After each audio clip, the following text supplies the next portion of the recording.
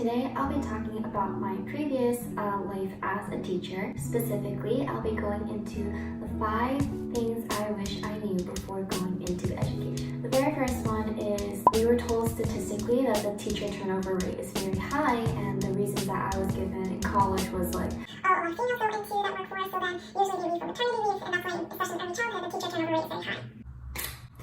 it's not just that.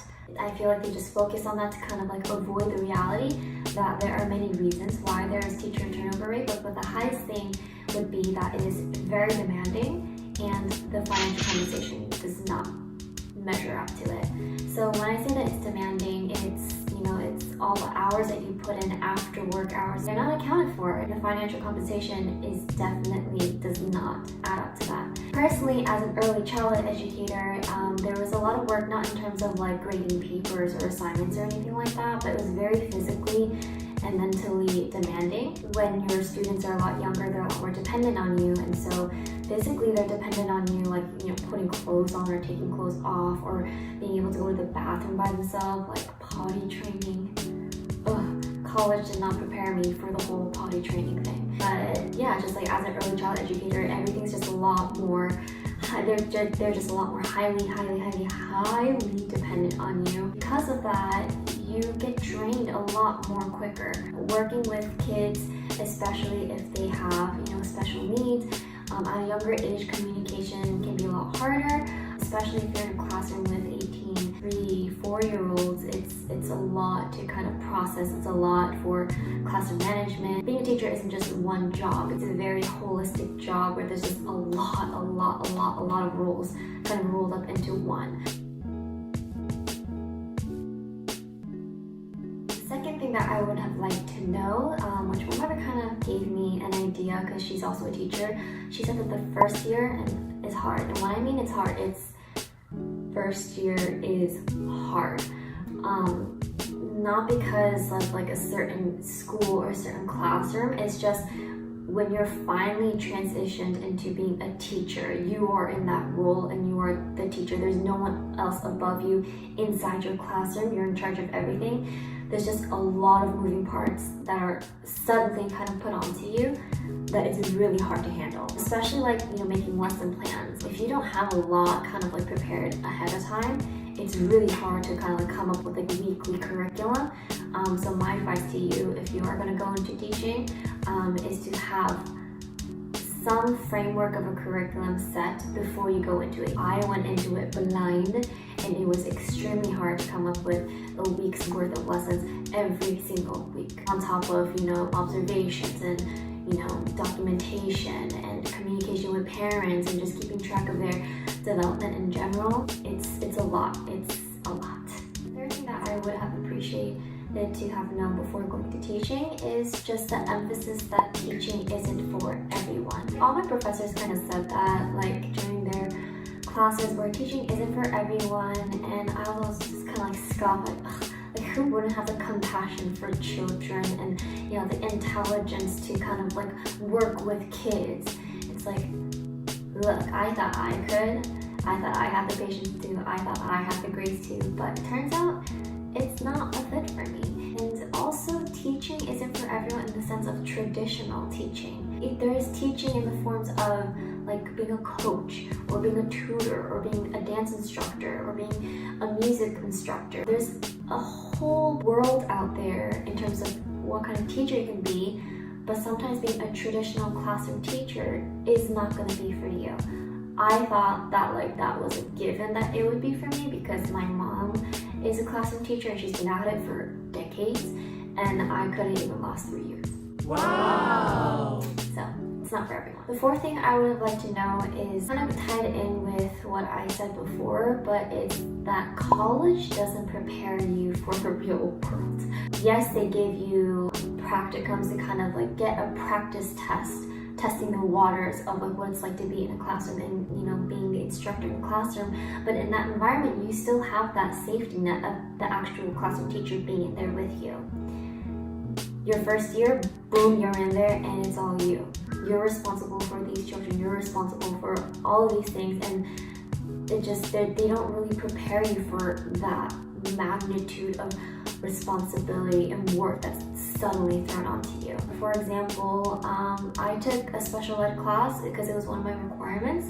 I learned the theories of how to have classroom management with children of different varying abilities.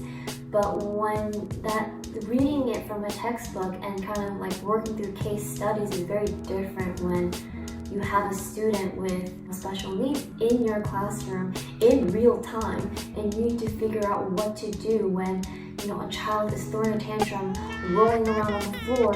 You're afraid that they're going to get hurt, but then you have 18 other children to take care of, but also you don't want that child to get hurt. So it's a lot of figuring out, okay, what do I need to do? What are my priorities? And being able to figure that out. And those aren't specific cases that are put into textbooks. So you don't really get a good idea of what you can actually do in a situation. Obviously, classroom experience is going to come with time, but just college does not prepare you for that properly. I don't think it's because of my college program, but I think in general, college does not prepare you well for being a teacher in a classroom by yourself for the first year, at least. So I wish I knew that. The fifth and last thing that I wish I knew was just kind of the ratio of the lifestyle that you lead and kind of the financial compensation as a teacher and how that's going to work as an adult to sustain yourself. I don't consider myself a bougie person or someone who is high maintenance. Once in a while, yes, I'll splurge on a makeup brand or something like that, but nothing too crazy. But that was apparently too luxurious for the teacher lifestyle. When I went into my first year of teaching, I also moved out of my parents' home, so that I was living by myself. I was paying for a car. I had the car insurance and all of those bills just coming in, and you realize, oh wow, being a teacher does not give you that ability to sustain yourself as an independent individual. So I eventually had to move back to my parents' home because I could not afford it. And I wish I had known that going into education, because then at this point I wasted my money for college education to prepare myself for a traditional teaching career, but that doesn't provide enough for me to sustain myself, which is a really sad reality. I remember my first year, the school that I was at, a lot of the teachers were either married, so had a different source of income coming in, or they were living at home, as I ended up being, or they had a second job. I had a teacher that was a really great teacher. I really looked up to her, and it was sad because after school hours we still have work to do to prepare, but she was also a maid. She was a housemaid. So then she would spend hours into the night cleaning other people's homes or facilities, and being the noob that I was like, oh, why does she need to do that? Why is she late? Is being a teacher not enough? and it was the reality is, yeah, it's not. So that's something that I really wish was more emphasized to me. And so any prospective education students out there, I'm not scaring you away from education. Teaching is a very rewarding career. It is. But there are different ways to teach than just being in a traditional classroom. I was an early childhood teacher, and I did not do the calculations ahead of time, and it was just a whole mess. And coming to the realization of it was really devastating to realize that, okay, being a teacher is not worth it in the long run.